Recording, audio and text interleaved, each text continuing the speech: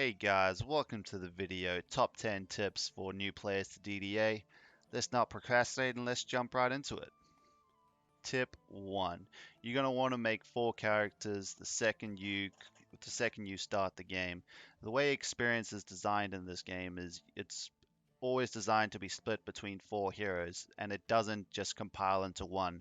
So if you only have one character in your hero deck, you don't get all the experience into that one.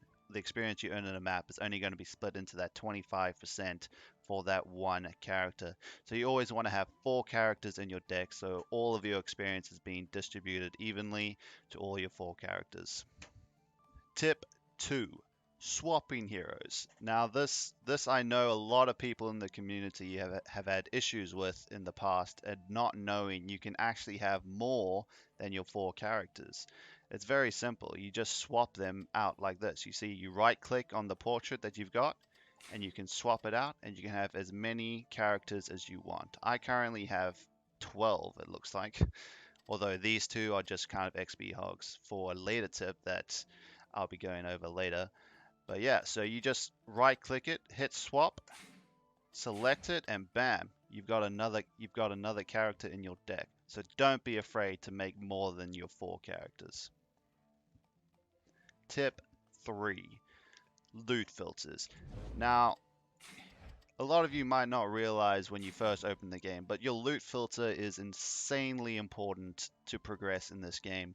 You want to activate it as soon as you possibly can, because I believe if you don't have your loot filter on at the start of the game, every piece of armor that's on the ground that you don't personally pick up just gets sold immediately for gold. When you're just starting the game, you want to tick everything. So everything that you get, it's picked up immediately into your inventory. You don't have to run around, pick it up by yourself. And yeah, and then as you progress through the game, as you level up, you can uncheck certain things to just say, okay, I've passed the level where common gear is useful to me. I don't want it anymore. I personally am at the very end game, so the only armor I care about is Transcendent armor. Everything else is unchecked. But yeah, you want to get your loot filter set up as soon as you get in the game. Tip 4. You're going to want to go over your key bindings. There's some really good, really important key bindings that are very helpful, especially early on in your adventures in DDA, that the tutorial doesn't really go over, at least not currently. One of the very good ones is if you hold down the T button, it pulls up a radial menu like this, and this is a very good thing because it shows you exactly how much mana each tower and each defense uses, and exactly how much defense units that each tower uses. So the mana is the green star, and the defense units is the yellow number there. So it's a very important, very useful tip to know there. As well as you can also, another one that is not really in the tutorial is pinging. Oh, it didn't show on the screen there. You heard the sound. Oh, why is it showing there? Weird. It is currently early access, but yes, if you ping, there you go. That is the middle mouse button. Hit that, you ping, so you can show, hey, there's something wrong here, anything like that. Cool. Tip 5. Use all 4 characters' defenses. I know it can be pretty tempting to say, hey, I just want to be a huntress. I just want to be a squire. I want to swing my massive sword around. It can be very tempting, but the most efficient way, especially when you get to the later difficulties like Nightmare and Massacre when it comes out, is you're going to want to use all 4 characters' defenses. They all have very good strengths and they all have weaknesses as well. So for instance, I'm going to jump on my hunter here. I'm going to chuck down an explosion trap, and then I'm going to jump on my squire. Hey, give me a wall here.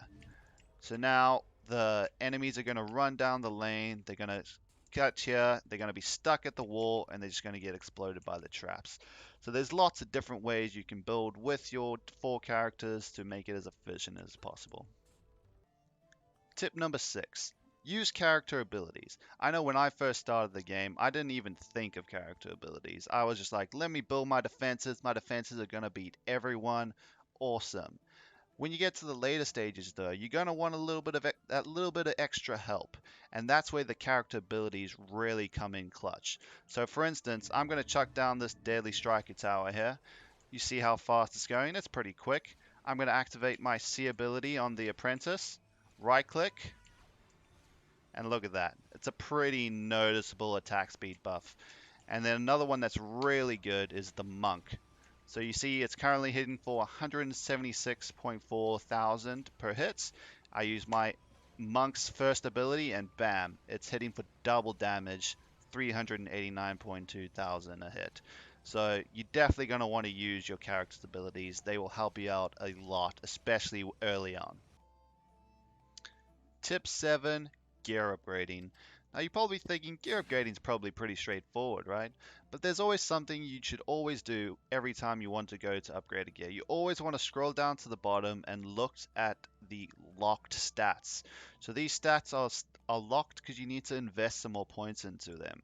So take this for instance, if I invest into the defense rate, hey, it's unlocked now, I can put a point into it. I can put in a few and it's locked again. And then you have to invest some more to put it in. This is very important on specific types of gear. So if you're like a DPS character, you want to get a good amount of armor so you don't just get one shot. For certain weapons or pets, you're going to want the projectile count or even fire rate is going to be locked until you put some points into that. So you definitely want to always check your locked stats on your gear to max out your gear as best as possible. Tip 8, target loot farming. Now, say you want to get a specific weapon for a specific character. So for me, for instance, if I wanted a really good paintball gun, so I only want Huntress weapons to drop.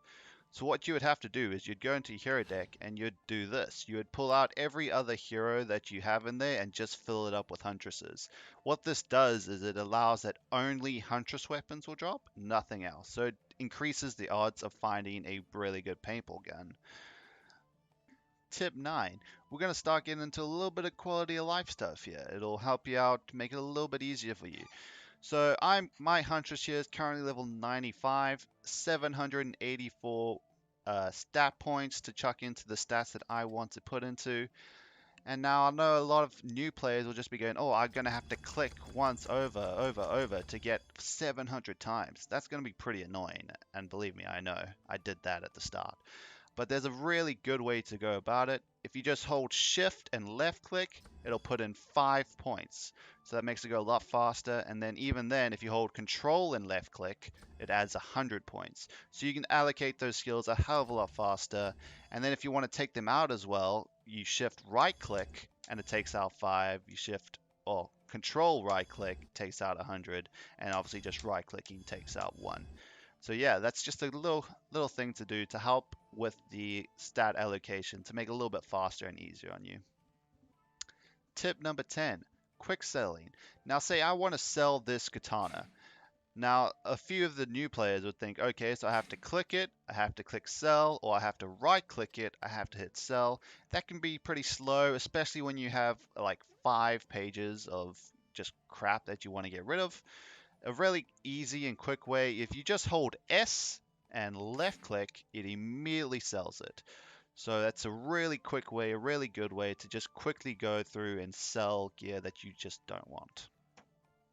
That's all 10 tips that I've got for beginner players. If you made it all the way to the end of this video, I'd really appreciate it if you like, subscribe, leave a comment. Let me know how I can improve in my video making. This is my very first video, so obviously there's going to be parts that aren't very good. Give me some advice, give me some ways to improve. I'd really appreciate it.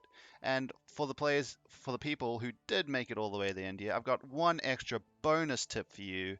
If you want to, say, add a player that you've met just through browsing quick lobbies and you're like, oh, we really mesh well, I like this guy, I want to add him, or even a player that, hey, I really don't like this player, he's AFK, he's not doing anything, and I want to kick him while I'm the host. So you can actually do that fairly easily. Not a lot of players know this though.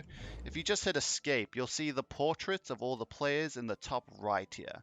So when you're in a lobby, you can right click their name or their portrait and it'll come up with, I think it's 3 options. You can show that you can check their Steam profile, so you can add them straight from that. You just click that, check their Steam profile, add them. Or if they're just being AFK, not doing anything, there'll be a kick. If you're the host, there'll be a kick button here at the bottom in red, and you say, hey, you're not doing anything, get the hell out of here, you're gone.